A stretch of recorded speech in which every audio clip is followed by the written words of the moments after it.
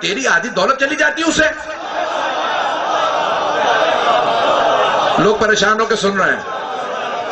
کہا اگر وہ بیٹھ ہی گیا تھا کیا تیری آدھی دولت چلی جاتی اسے؟ تو نے اپنی ابا کو کیوں سمیٹا؟ کہا یا رسول اللہ کیونکہ آپ ناراض ہو گئے نا. اس سے کہیے میں اپنی آدھی دولت اسے دے دوں گا اگر معاف کر دے.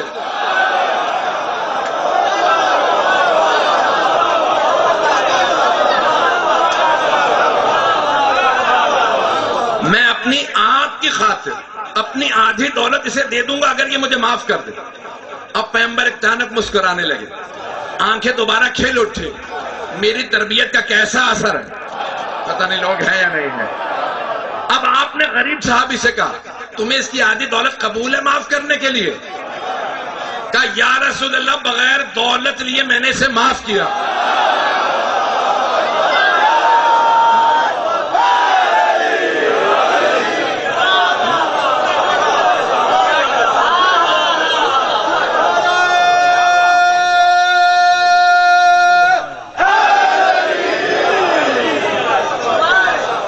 رسول اللہ میں نے آپ کی خاطر اس کی آدھی دولت لیے بغیر اسے معاف کیا.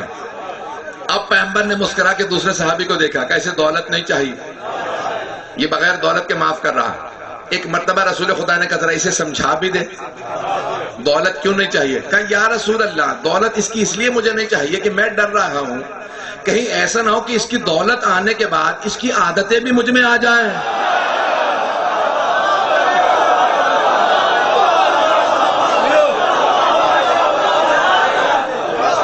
بات پہنچ رہی ہے تربیت رسول خدا, اگر بات پہنچ رہی ہے یا اخلاق نبوی. اگر محفلوں میں بیٹھے تو کیسے بیٹھے؟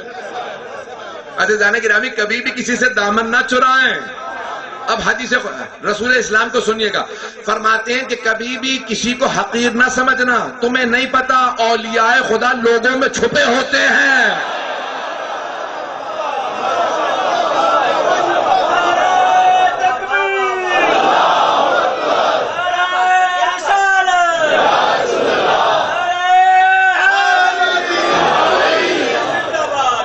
پہنچ رہی ہے کہ تمہیں کیا معلوم اللہ کا کون سا ولی کہاں چھپا ہے. کسی کو اپنے سے حقیر نہ سمجھنا. جیسے تم حقیر سمجھ رہے ہو کیا پتا وہی مقرب ہو. عزیزان گرامی اسی لیے سرور کائنات نے, میں جملہ پیش کروں گا اپنے انداز سے اگر سننا چاہیں گے تو. سرور کائنات ایک اپنی مسجد کے سامنے سے ایک بازار تھا, وہاں سے گزرے, دیکھا کہ آگے ایک کچی سی آبادی ہے, وہاں کچھ غلام زمین پہ بیٹھے کھانا کھا رہے ہیں. سرور کائنات کو گزرتا دیکھا, سارے کھڑے ہو گئے. کہا یا رسول اللہ ہم سب آپس میں باتیں کر رہے تھے, اے کاش ہمارے پاس مکان ہوتا. تو سرور کائنات نے فوراً پلٹ کے پوچھا اگر مکان ہوتا تو آپ کیا کرتے؟ آپ سب لوگ کیا کرتے اگر مکان ہوتا؟ کہا یا رسول اللہ اگر مکان ہوتا نا تو ہم آپ کو کھانے کی دعوت کرتے. پتہ نہیں لوگ ہیں یا نہیں. عشق محبت اس کا کوئی بدل نہیں ہے. تو انہوں نے عشق سے کہا یا رسول اللہ اگر ہمارا مکان ہوتا نا تو ہم آپ کو کھانے کی دعوت کرتے. تو پیغمبر نے کہا اب تمہیں کون سی بات روک رہی؟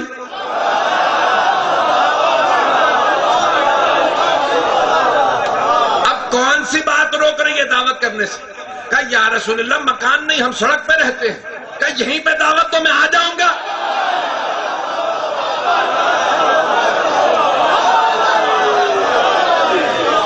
یہیں دعوت تو میں آ جاؤں گا. کہا یا رسول اللہ آج تو خشک روٹی ہے, جس دن نرم روٹی ہوگی تو بلائیں گے. پیغمبر نے کہا ابھی دعوت کرو. وہ سب دوبارہ کھڑے ہو کے کہتے ہیں یا رسول اللہ ہم غلام, ہم سارے. اب غلام کو عربی میں کہتے ہیں عبد, اور عبید جمع ہے. کہا ہم عبید بندے آپ کو دعوت کرتے ہیں ہمارے ساتھ کھانا کھائیں. پیغمبر نے ابا سمیٹی وہیں زمین پہ بیٹھ گئے. جو حبیب خدا رسول خدا شہنشاہ دو عالم غلاموں کے ساتھ وہیں خاک پہ بیٹھ گئے. کہا لاؤ خشک روٹی میں یہی کھاؤں گا. جب کھانے لگے تو ایک خاتون گزر رہی تھی, مؤمنہ تھی, پیغمبر کی ماننے والی تھی, برقع لے رکھا تھا. گزرتے گزرتے رسول خدا کو دیکھا اور ایک مرتبہ تنزیہ کہا یا رسول اللہ تاکلو کل ابھی. یا رسول خدا آپ تو بندوں کی طرح کھانا کھا رہے ہیں, یعنی غلاموں کی طرح. پیغمبر نے مجھ سے بڑا اللہ کا بندہ کون ہوگا؟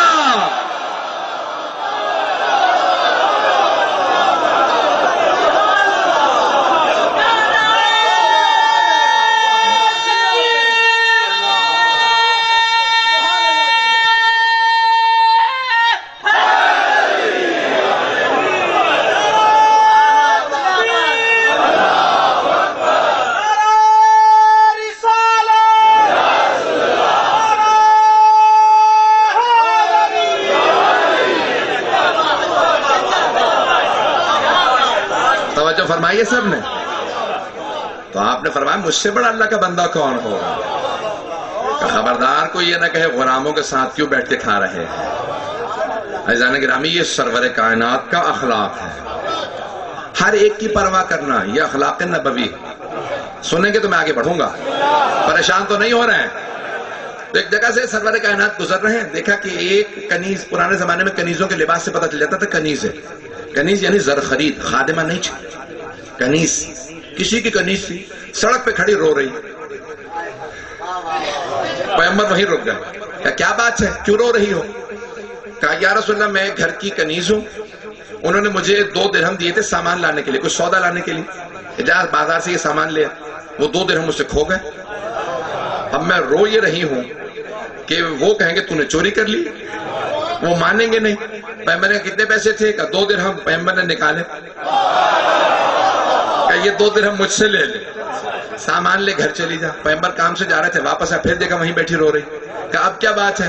کہا سامان تو لے لیا میں نے، لیکن دیر اتنی ہو گئی. اب جب گھر جاؤں گی تو وہ اس بات پہ مانیں گے دیر سے کیوں آئی ہے. اب میرے پاس جواب ہے نہیں. اگر میں کہوں کہ پیسے کھو گئے تھے، یہ ہوا وہ ہوا، تو پھر مجھے اس پہ ڈانٹ پڑے گی. پیغمبر نے کہا کہ وہ کون ہے؟ میرے ماننے والے ہیں، مسلمان ہیں، یہودی ہیں، عیسائی ہیں. مدینے میں سب تھے، پیغمبر سب کی حفاظت فرماتے تھے. اب کوئی یہ نہ کہے عیسائیوں کو نکالو، یہ سیرت محمد مصطفیٰ نہیں ہے. جو آ جائے مسلمانوں کے پاس اخلاق سے بلاؤ.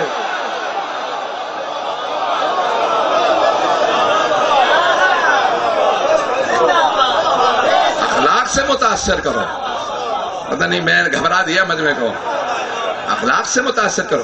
کہا یا رسول خدا وہ مسلمان ہے. کہا میرے ساتھ چل. ایک ادنا سی کنیز کے ساتھ کائنات کا حبیب گئے. کہا کہ تو پیچھے کھڑی ہو جا. دروازے پہ دستک دی. کہا السلام علیکم یا اہل البیت، اس گھر میں رہنے والوں تم پہ سلام ہو. کسی نے جواب نہیں دیا. رسول خدا نے دوسری مرتبہ کہا گھر میں بسنے والوں سلام ہو. تیسری دفعہ کہا میں اللہ کا حبیب محمد آیا ہوں، میری طرف سے سلام ہو. اب سارا گھر باہر نکل آیا. کہا یا رسول اللہ وعلیکم السلام. کہا ایک مرتبہ میرے 2 سلام سنے نہیں تھے کیا؟ کہا یا رسول اللہ سنے تھے، لیکن ہم چاہتے تھے محمد بار بار، اللہ کا حبیب بار بار ہمیں سلام کرے. ہم قیامت تک سنتے رہے حبیب خدا. کہاں اللہ کا رسول، کہاں غریبوں کا گھر. پتہ نہیں لوگ ہیں یا نہیں ہیں. کہا آپ ہمارے گھر آ گئے؟ کہا ہاں. کہا یا رسول اللہ خدا آپ نے کیوں زحمت فرمائی؟ کہ یہ کنیز تمہاری ہے؟ کہا یا رسول اللہ ہماری کنیز ہے. کہا میں سفارش کرنے آیا ہوں. پتہ نہیں لوگ ہیں یا نہیں ہیں. کہ میں اس کی شفاعت کرنے آیا ہوں، یہ تاخیر سے آئی ہے، میری خاطر اسے معاف کر دو. اللہ اکبر. فرماتے میری خاطر اسے معاف کر دو. مجھے صاحب خانہ تھا. کہا یا رسول اللہ آپ کی خاطر ہم نے اسے آزاد کیا. کون کہتا ہے تلوار سے اسلام پھیلا ہے؟ اسلام رسول خدا کے کردار سے پھیلا ہے. نہیں بات پہنچ رہی کہ نہیں پہنچ رہی؟ بات پہنچ رہی ہے. عزیزان گرامی، کردار رسول خدا، اخلاق رسول خدا، اس انداز سے پیش آتے کنیزوں کے ساتھ. ایک اور روایت پیش کرنا چاہتا ہوں. یہ چند افراد سن رہے ہیں سارے؟ اگر سارا مجمع ساتھ ہے تو سرور کائنات میں باواز بلند اور ان کی آل پہ باواز بلند صلوات.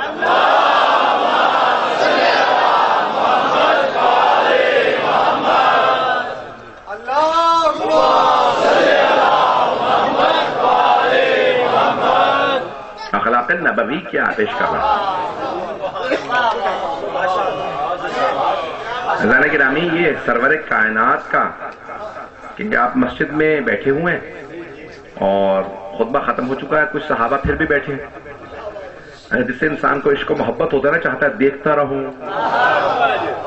سب کو ہر بات سمجھ نہیں آتی تھی، کچھ اسی لیے بیٹھے رہتے تھے کہ ہم دیکھتے رہیں، پتہ نہیں لوگ ہیں یا نہیں ہیں، تو بیٹھے ہیں سب کے سب دیکھ رہے ہیں۔ رسول اسلام بیٹھے ہیں تشریف فرما، مزانو ہو کے بیٹھے ہوئے، اتنے میں سب دیکھتے ہیں کہ ایک کنیز آتی ہے مسجد نبوی کے اندر، پیغمبر کے پاس بڑھتی ہے، کنیز کو آتا دیکھتے ہیں، سرور کائنات کھڑے ہو جاتے ہیں، سب کے سب کنیز کو دیکھنے لگتے ہیں، وہ حیا کرتی ہے، فوراً باہر چلی جاتی ہے۔ پیغمبر تشریف فرما ہو گئے، بات کو جاری رکھا، اتنے میں پھر وہ کنیز آ گئی، پھر رسول اسلام کھڑے ہو گئے، پھر سب نے اس کنیز کو دیکھا، وہ کنیز حیا کرتی ہے، شرم آئی، پھر باہر چلی گئی کہ سب مجھے دیکھ رہے۔ تیسری دفعہ جب وہ آئی تو رسول اسلام نے اپنی عبا اتار کے اس کے سامنے پھینک دی، کیونکہ یہ جیسے میں نے پہن رکھا ہے، رسول خدا عبا بھی پہنتے تھے، پٹکا باندھتے تھے، امامہ پہنتے تھے اور عبا بھی پہنتے، اپنی عبا اتاری اس کے سامنے رکھ، اس نے ایک دھاگا نکالا، جانے لگے۔ صحابہ نے کہا یا رسول اللہ کیا ماجرا؟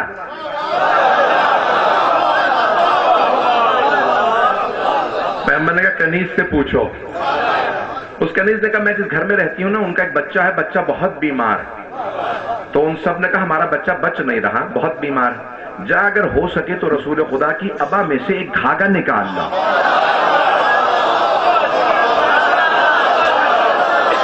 اب سمجھ میں آیا یہ زیارتیں صحابہ کی سنت ہے۔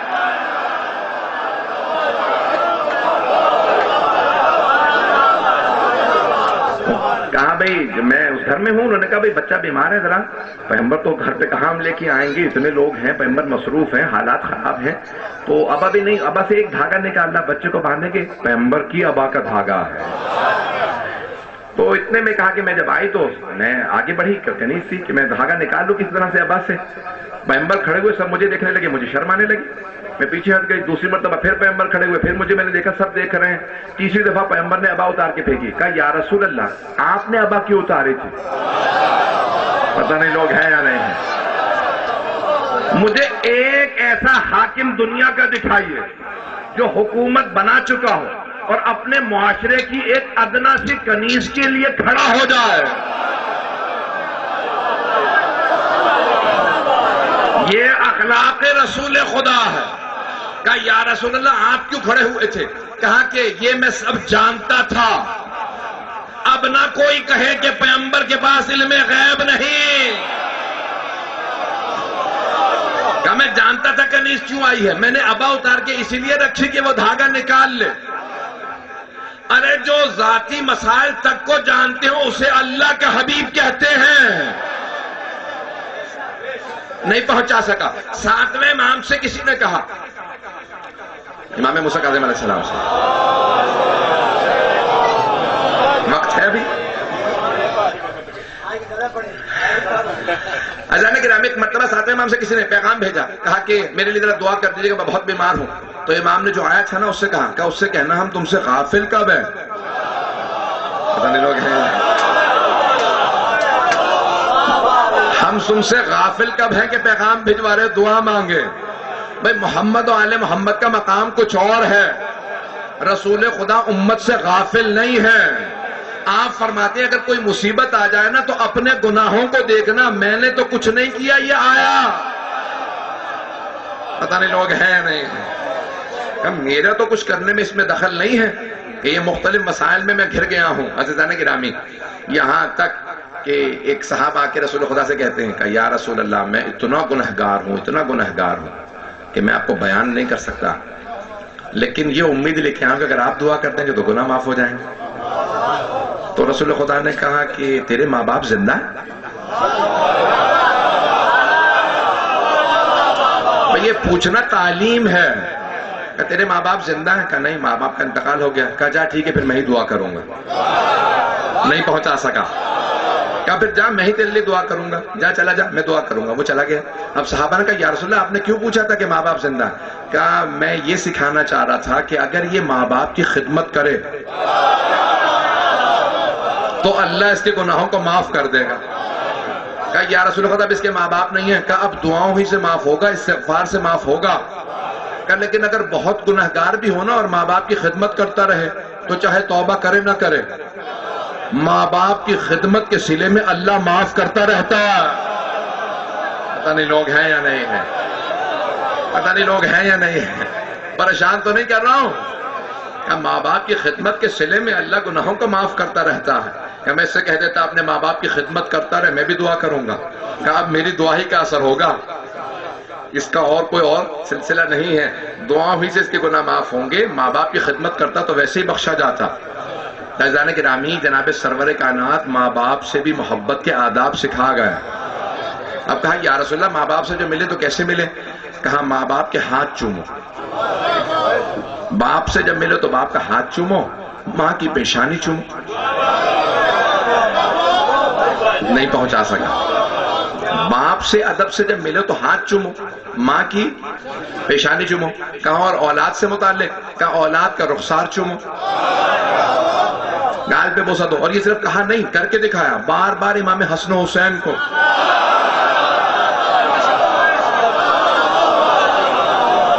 چوما کرتے تھے. یہاں تک کہ ہمارے اہل سنت کے بھی رادران کی کتابوں میں بھی موجود ہے, شیعہ سنی کتابوں میں ہے کہ کلما دخل علیہ فاطمہ, کہ ام المومنین کہتی ہیں کہ جب بھی جناب فاطمہ آتی رسول خدا بیٹھے ہوتے تھے اپنے گھر میں تو کھڑے ہو جاتے, اور کھڑے ہونے کے بعد پیشانی بھی چومتے, گلا بھی چومتے, رخسار بھی چومتے, ہاتھ بھی چومتے. کہا یا رسول اللہ کیوں اتنے بوسے دیتے ہیں؟ فاطمہ بیٹی ہیں. کہیا ام ابیہا, یہ ایسی محبت کرتی ہے جیسی ماں اولاد سے. جان مجھ پہ چھڑکتی ہے, یہ اپنی جان مجھ پہ چھڑکتی ہے, اس لیے میں اتنے بوسے دیتا ہوں. کہا چلے پیشانی کا بوسا, رخسار کا, ہاتھ کا سمجھ میں آیا, گلے پہ کیوں چومتے ہیں؟ کہا جب بھی جنت کا مشتاق ہوتا ہوں تو میں فاطمہ کے گلے کا بوسا دیتا ہوں. کہا کیوں؟ کہ فاطمہ کے گلے سے جنت کی خوشبو آتی ہے.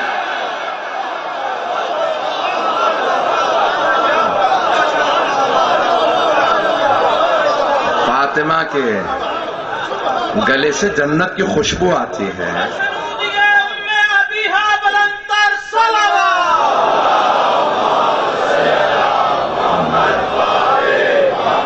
توجہ ہے, آپ کی محبتوں کی نظر کر رہا ہوں. ابھی بھی میں چلنا چاہ رہا ہوں. عزیزان گرامی, میں کچھ اور جملے پیش کرنا چاہتا ہوں. میں دیکھ رہا ہوں کچھ آنکھوں میں آنسو ہیں.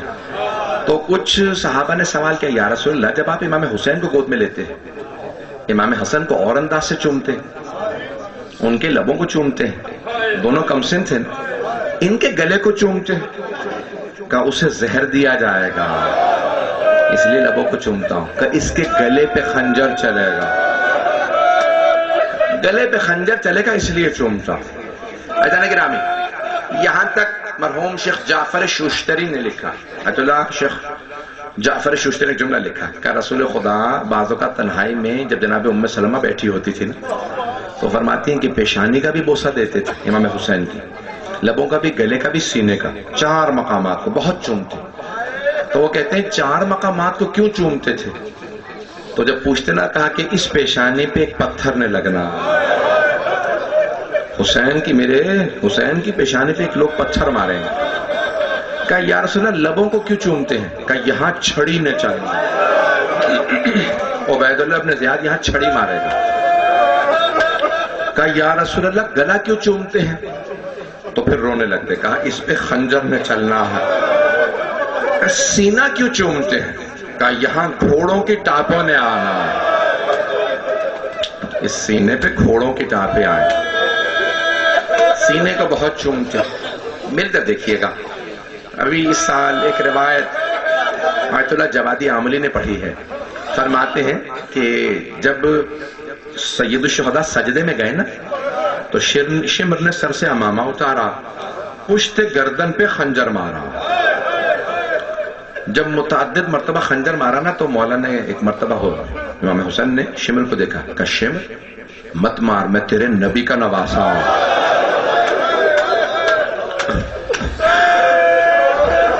کہ شمر مت مار، میں تیرے نبی کا نواسا۔ اس نے سیدھا کیا، جب سیدھا کیا نا تو اس نے اپنا گھٹنا مولا کے سینے پہ رکھا۔ جب سینے پہ گھٹنا رکھا نا تو آیت اللہ شیخ عبداللہ جوادی عملی کہتے ہیں اس وقت امام حسین نے ایک جملہ کہا اصطلاح مکان، تو ایسے مقام پہ تو نے گھٹنا رکھا جس کی میرے جد رسول خدا بوسے دیتے تھے۔ میرے جد رسول خدا میرے نانا اس سینے کو چوما کرتے تھے، گھٹنا نہ رکھ۔ تو ایک مرتبہ کہا اس نے گھٹنا رکھنے کے بعد داڑھی کو پکڑا اور سامنے سے خنجر چلایا۔ عبید اللہ بن زیاد نے پوچھا کیا بات ہے تو نے جب اتنے خنجر چلائے، خنجر تیز ہی کر لیتا۔ کہ خنجر تو تیز تھا، جب بھی میں خنجر مارتا تھا نا مجھے ایک بی بی کے ہاتھ محسوس ہوتے تھے۔ کہ کون تھی کا نظر کچھ نہیں آتا تھا، آواز آتی تھی۔ وہ بی بی بار بار کہتی تھی شمر میں تیرے نبی کی بیٹی ہوں، مت مار، میں نے چکیاں پیس کے پالا ہے۔ اجرکم اللہ، بس میں دو جملے روک کے کہوں گا۔ اب رسول خدا نے اولاد سے محبت سکھائی ہے۔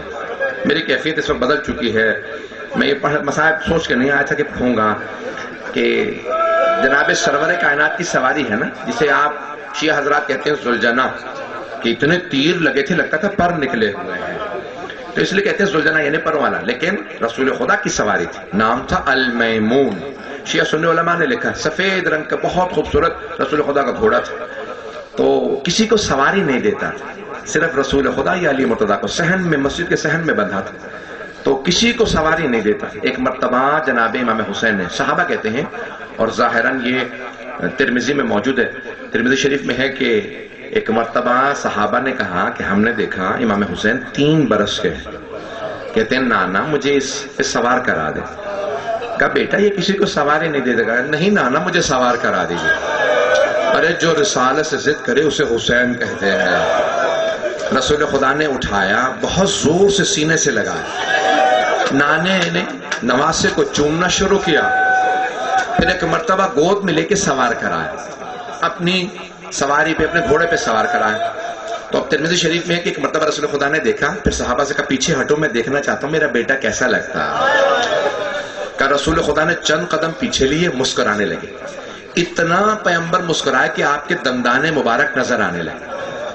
تو صحابہ نے کہا یا رسول اللہ آپ کیوں اتنا مسکرا رہے ہیں؟ کہ میرا بیٹا بہت خوبصورت لگ رہا ہے، میرا نواسا حسین بہت خوبصورت لگ رہا ہے۔ یہ کہا اچانک رسول خدا زار و قطار رونے لگے، اتنا روئے کہ آپ کے آنسوؤں سے آپ کی ریشیں مبارک تر ہو گئے۔ اب صحابہ کرام نے کہا ما یبکی کا یا رسول اللہ، یا رسول اللہ کس بات نے آپ کو اتنا رلا دیا؟ تو آپ نے رو رو کے کہا کل یہی میرا نواسا ہوگا، یہی سواری ہوگی، لیکن مدینہ نہیں کربلا ہوگا۔ یہ بلند آواز سے کہے گا حل من ناصر ینصرنا، ہے کوئی جو ہماری نصرت کرے لیکن کوئی مدد کو نہیں جائے گا۔ میں سوچ کے اس بات کو رو رہا ہوں جب میرا نواسا اس سواری سے گرے گا، جب میرا نواسا اس گھوڑے سے گرے گا، وہ بات سوچ کے رو رہا ہوں، میرا نواسا بالکل تنہا رہ جائے گا۔ اب ایک مرتبہ جب جناب سید الشہداء آئے نا اپنی اس سواری پہ، تو سوار ہونے کے بعد کہا اے کربلا میں آنے والوں، میرے سر پہ میرے جد رسول خدا کا امامہ ہے، یہ لباس رسول خدا کا ہے، یہ سواری رسول خدا کی، یہ تلوار میرے جد رسول خدا کی۔ سب رونے لگے، ارے رسول خدا کے سارے تبرکات حسین کے پاس ہیں۔ پھر مولا نے ایک مرتبہ کہا لیکن پھر بھی تم مجھے مار دو گے، تم پھر بھی مجھ پہ رحم نہیں کھاؤ گے، کیونکہ تمہارے بطن حرام سے بھرے ہیں، تم پہ میری نصیحت کا اثر نہیں ہوگا، میں تمہارے نبی کا نواسا ہوں۔ ایک مرتبہ ایک نے آواز دی ارے عصر کا وقت ہونے والا، جلدی مارو حسین کو، نماز نکل رہی ہے۔ نمازی بھی تھے لیکن نواسہ رسول کو مار رہے تھے۔ اجرکم اللہ، اجرکم اللہ۔ بس بھئی ایک مرتبہ امام حسین نے یہی کہا کہ مجھے ہند جا لینے دو۔ کیوں کہا میں چلا جاؤں؟ جانتے ہیں کیوں؟ کہا کیونکہ اگر تم میرے ہاتھ سے، میرے خون سے اپنے ہاتھوں کو رنگین کر لو گے، ایسی ایسی سختیاں امت پہ آئیں گی کہ یہ امت پھر پریشان ہوگی۔ چھوٹے چھوٹے واقعات ہو جاتے تو آپ کہتے ہیں نا یہ مجھ پہ عذاب آیا، میں نے وہ گناہ کیا تھا۔ ارے اتنا بڑا گناہ کہ نواسہ رسول کو خود مار دیا، جب یزید کے دربار میں سر لے کے گئے نا مولا حسین کا، تو ایک مرتبہ یزید نے کہا تھا باغی مارے گا. جب سب کے سب دیکھنے لگے تو جناب زینب نے کہا رک جاؤ، میں باغی کے نہیں، نواسہ رسول کی بہن ہے، میرے نانا رسول خدا. اب سارے کے سارے دربار والے کہنے لگے او یزید تو نے ہمیں بتایا تھا کہ باغی ہیں، یہ بی بی کہتی ہے تمہارے نبی کی نواسی ہے. ایک یہودی کھڑا ہو گیا، اس نے کہا کہ اے یزید ہم جناب موسیٰ کے ماننے والے، اگر جناب موسیٰ کی نسل سے کوئی آج آ جائے نا تو ہم اس کا احترام کریں گے. جناب موسیٰ کو گزرے کئی ہزار سال ہو گئے اے یزید، لیکن ہم پھر بھی موسیٰ کی نسل کا احترام کریں گے. یہ تو تمہارے نبی کی نواسی ہے، نسل میں نہیں نواسی ہے. یزید نے کہا اس یہودی کو باہر لے جا کے مار دو. ایک عیسائی کھڑا ہوا، کہا اے یزید جناب عیسیٰ نے شادی نہیں کی تھی، اگر جناب عیسیٰ کی سواری بھی ہمارے پاس ہوتی ہم اس کا بھی احترام کرتے. یہ عیسیٰ کی سواری ہے، یہ تو تمہارے نبی کی نواسی ہے، تو بار بار کیوں کہتا جلاد سے تازیانے مارو؟ یزید یہ تمہارے نبی کی نواسی ہے. یزید نے کہا کہ اس عیسائی کو بھی باہر لے جا کے مار دو. عزیزان گرامی اب سمجھ میں آیا اس نے آزاد کیوں کیا تھا، جب وہ دیکھ رہا تھا بغاوت ہو جائے گی. وہ آل محمد پہ رحم نہیں کھا رہا تھا، اس نے اس لیے آزاد کیا، اس نے دیکھا بغاوت نہ ہو جائے. اب آہستہ آہستہ مسلمانوں کو پتہ چلنا شروع ہو گیا یہ باغی نہیں اہل بیت رسول ہے. آخری روایت پیش کر رہا ہوں، مجھے معاف کر دیجئے گا، میں نے بہت وقت لے لیا. آخری روایت سن لیجیے. جب اہل بیت رسالت امام حسین کی بہنیں بیٹیاں ازواج آئے نا شام میں، تو امام حسین کے ایک بیٹے ہیں امام سجاد، جن کا نام ہے علی ابن حسین. امام حسین کے بیٹے علی سجاد، علی زین العابدین. تو وہ ہاتھوں میں امام کے زنجیریں تھی، گلے میں طوق تھا، پاؤں میں بیڑیاں تھی. سامنے سے ایک آدمی آیا، اس نے امام سجاد کو دیکھا، طنز میں کہنے لگا تعریف اس خدا کی جس نے تجھے برباد کر دیا. امام نے کہا انما یرید اللہ لیذھب عنکم رجس اہل البیت. جب امام نے آیت کی تلاوت کی تو اس نے کہا کہ اے قیدی میں مسلمان ہوں، یہ جو آپ نے آیت پڑھی ہے یہ تو اہل بیت کی شان میں آئی ہے. امام نے کہا قل لا اسألکم علیہ اجرا الا المودۃ فی القربى. اس نے کہا قیدی یہ آیت بھی اہل بیت کی شان میں ہے. امام نے 7 آیات کی تلاوت کی. اب وہ رونے لگا، مسلمان تھا رونے لگا. کہا قیدی آپ جو آیت پڑھتے ہیں وہ اہل بیت کی شان میں ہے، آپ کون ہیں؟ مولا سجاد نے کہا تو ابھی بھی نہیں سمجھا، ہم اہل بیت رسول ہیں. کہا لیکن ہمیں تو شام میں بتایا ہے آپ باغیوں کے بیٹے ہیں. مولا نے کہا یہ جو سر دیکھ رہا ہے نا، اس نے دیکھنا شروع کیا کہ سر تلاوت کر رہا. کہا یہ سر کٹا ہوا تلاوت کر رہا ہے. مولا نے کہا یہ نواسہ رسول ہے، اس سر کا نام حسین ابن علی. اس نے رونا شروع کیا، قدموں میں گرایا مولا کے اپنے آپ کو، قدموں میں گرا کے ایک سوال کیا. کہا قیدی مجھے پتہ نہیں تھا آپ کون ہیں، مجھے تو بتایا تھا کہ آپ باغی ہیں، کیا میری توبہ قبول ہو سکتی ہے؟ مولا نے کہا جا میں نے تجھے معاف کیا، بس لوگوں کو یہ بتا دے یہ باغی کا سر نہیں ہے، نواسہ رسول کا سر ہے. اس نے کہا لوگوں پتھر مت مارو، یہ رسول کی نواسیاں ہیں، یہ رسول کے نواسوں کا سر ہے. اب آپ کو سمجھ میں آیا کیا ہوا تھا کربلا میں؟ یہ رسول خدا کے خانوادے کو لے جایا گیا. پروردگارا میں نے تمام کر دیا، بس بھئی ہاتھوں کا بلند کیجئے گا. آج ہم دعا مانگیں گے. یہ ایام رسول خدا کے ایام ہیں. انشاءاللہ مجھے دعوت دی ہے، میں انشاءاللہ اگلے سال، ایام کا وعدہ نہیں کرتا کون سے ایام ہے، لیکن انشاءاللہ کہ آؤں گا، اور میری طرف سے پوری کوشش رہے گی کہ میں آؤں اور مطالعے پیش کروں. آپ حضرات نے ہمیشہ محبت دی ہے، یقین مانیے وقت نہیں ہوتا، لیکن میں خاص طور سے وقت نکال کے آیا ہوں.